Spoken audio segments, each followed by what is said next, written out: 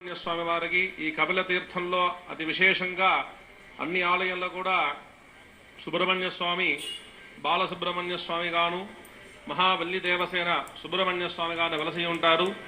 కానీ ఈ కపిల తీర్థ క్షేత్రంలో షణ్ముఖం అని చెప్పబడే 6 ముఖాలు 12 హస్తములతో చాలా విశేషంగా స్వామివారు ఇక్కడ కొలువుదీరున్నారు.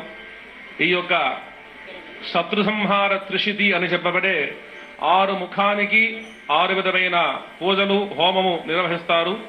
అలాంటి విశేషమైన హోమం అలాంటి సుబ్రహ్మణ్య స్వామి మన కపిల తీర్థ క్షేత్రంలో చాలా అద్భుతంగా వెలసి ఉన్నారు. కాబట్టి అందరూ కూడా ఈ యొక్క సుబ్రహ్మణ్య ఆరాధనలో సుబ్రహ్మణ్య స్వామి ఎన్నో విధ రూపంలో ఎన్నో విధంగా అనుగ్రహం చేస్తుంటారు.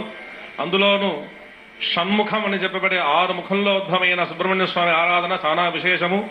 ఆ సుబ్రహ్మణ్య స్వామి మన కపిల తీర్థంలో వెలసి ఉన్నారు. కాబట్టి ఇక్కడ విశేషంగా ప్రతి మాసం కూడా ఈ యొక్క కార్తీక మాసంలో విశేషమైన హోమాలు నిర్వహిస్తుంటారు.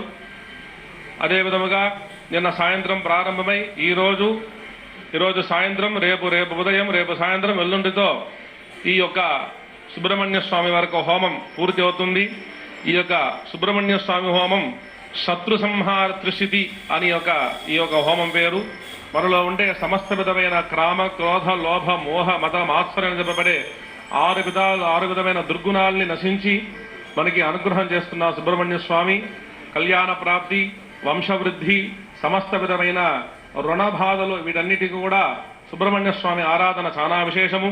అదే మాదిరిగా జాతకంలో కుజ దోషము అంగారకుడు వల్ల సమస్త దోషమున్న ఆ దోష నివృత్తి చేయడానికి కుజుడికి అధిదేవత అయిన సుబ్రహ్మణ్య స్వామికి ఈ యొక్క హోమం నిర్వహిస్తున్నారు. కాబట్టి సమస్త విధమైన కుజదోషం ఉండే వాళ్ళ ప్రతి ఒక్కరు కూడా ఈ 2 రోజులు ఇక్కడ చాలా విశేషంగా సుబ్రహ్మణ్య స్వామి వారికి హోమం జరుగుతుంది. కాబట్టి భక్తులందరూ కూడా ఈ యొక్క అవకాశాన్ని ప్రతి ఒక్కరూ సద్వినియోగం చేసుకొని, ఎందుకంటే ఇలాంటి హోమం చేయాలంటే మనకి ఎన్నో వేలలు ఖర్చు అవుతుంది.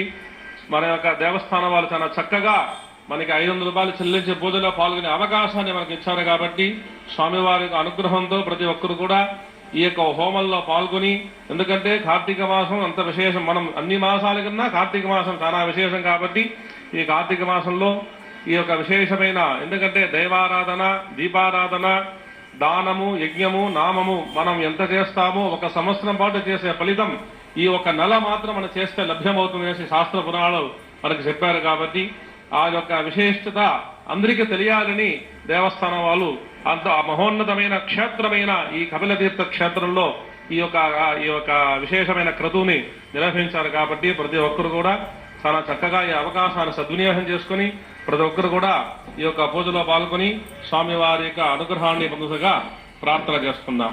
ఓం నమః శివాయ.